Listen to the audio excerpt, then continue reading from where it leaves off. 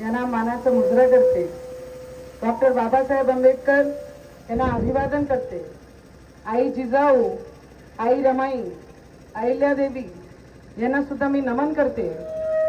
आणि जेवढेही आमचे मतदार, युवक, महिला, बुजुर्ग आजची रॅलीमध्ये रुपालीताई एकही वर्ग असा नव्हता ज्यांना भगवेशी आणि केशरीशी प्रेम होता तो घरातून बाहेर उभा राहून तुम्हाला अभिनंदन करत नव्हता. आणि सगळ्यात मोठं अभिनंदन आहे जेवढेही मुलं बाईकवर होते, जेवढे शिस्त पद्धतीने ते बाईक रॅली करत होते आणि सगळ्यांचा नारा एकच होता, जय श्रीराम. त्यांची एनर्जी पाहून 2014-2019 चे देशाचे प्रधानमंत्रीजींचे इलेक्शन आठवते. लोकांमध्ये काय जोश असला पाहिजे, मतदार कोणाच्या बाजू असला पाहिजे, मतदार त्याच्या बाजूनी असला पाहिजे की ज्या व्यक्तीने 23 वर्ष या भारतीय जनता पार्टीसाठी जीवाचा राम केला आणि ते अभय दादासाठी एवढे लोक, एवढे युवक, जेव्हा मी गाडीवर उभी होती युवक लोक यू सांगत होते, ताई तुम्ही खूप चांगला केला की तुम्ही अभय दादाला तिकीट दिली, तुम्ही खूप चांगला केला एक कार्यकर्त्याला तिकीट दिली, तुम्ही खूप चांगला केला ज्याच्या मनात, ज्याच्या रक्तात केसर केसरी घेऊन तो मेहनत करते. आणि आज मी तुम्हाला एवढंच विनंती करायला आली आहे की काही दिवस, एक दोन दिवस झाले काय, काय माहित कोणता गड आणि कोणता गडी आला होता, नावही काय घ्यायचे. रामाचं नाव घेणारे लोक आहे, पवित्र नाव घेऊन यांचं नाव कशाला घेतलं पाहिजे. मैं आपको आज इतना ही बोलने आई हूँ, एक वेस्ट बंगाल से आवाज उठती है कि 6 दिसंबर को बाबरी गिरी थी. ममता बनर्जी दीदी का एक विधायक है, वो कहता है कि 6 दिसंबर को बाबरी गिरी थी और 6 दिसंबर को वेस्ट बंगाल में बाबरी की नींव हम रखेंगे. अरे इस देश में ना बाबर पैदा होगा ना उसकी औलाद इस देश में पैदा होगी और ना ही कोई बाबरी बनेगी. ममता दीदी को भी मेरा कहना है कि राम का जाप शुरू कर, नहीं तो महाराष्ट्र में आके महाराष्ट्र की सरकारों की परिस्थिति एक बार आके देखना. दादा, इस देश में राम जी थे, राम जी हैं और राम जी रहेंगे. तुम्ही म्हणता कांग्रेसनी मुसलमानाला तिकीट दिली, हमने कब बोला तुमने हमारे लोगों को टिकट दी.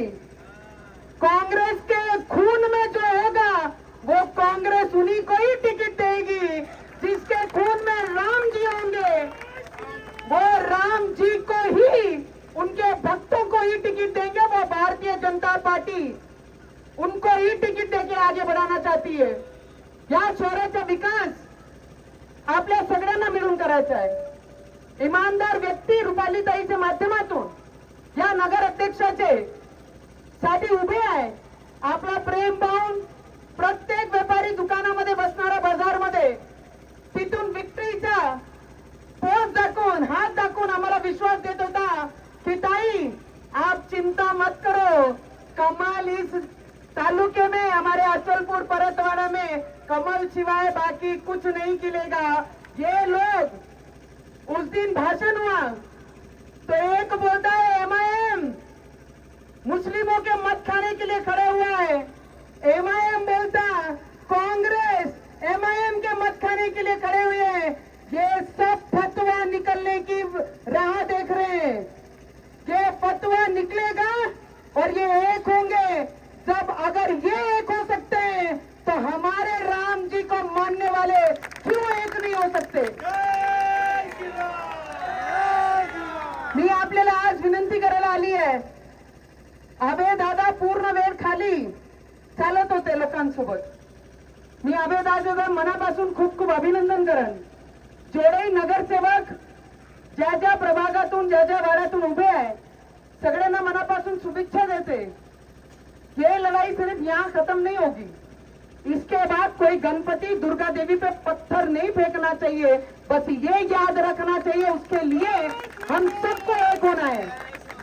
प्रवीण दादा, आपण आमदार म्हणून काम करतच आहे, पण नगर परिषदच्या नगर अध्यक्ष आपलं राहिलं, प्रत्येक गोष्टी या शहराची अचलपूर परतवाड्याची पट्ट्यापासून प्रत्येक गोष्टीचा जे पाठपुरावा आणि एनओसी जे लगीन ते आपला नगर अध्यक्ष देऊ शकते।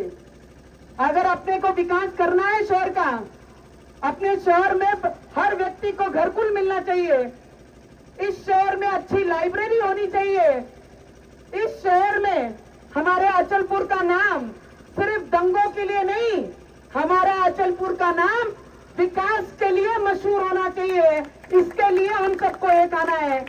आज मी आमचे जिल्हा अध्यक्ष, आमचे या अचलपूर परतवाडाचे प्रभारी सुधीर भाऊ, आमचे सगळ्यांना मी एवढंच विनंती करीन की इमानदारीने काम करा, फक्त इमानदारी पाहिजे कार्यकर्त्यांकडनं, बाकी काहीच नको आहे। आणि बरेचसे कार्यकर्ता बिचारे पायी चालू इथपर्यंत आले, त्यांचे मनापासून मी धन्यवाद करन। आणि येणारी 2 तारखेला सगळ्यांनी काय चालवलं पाहिजे?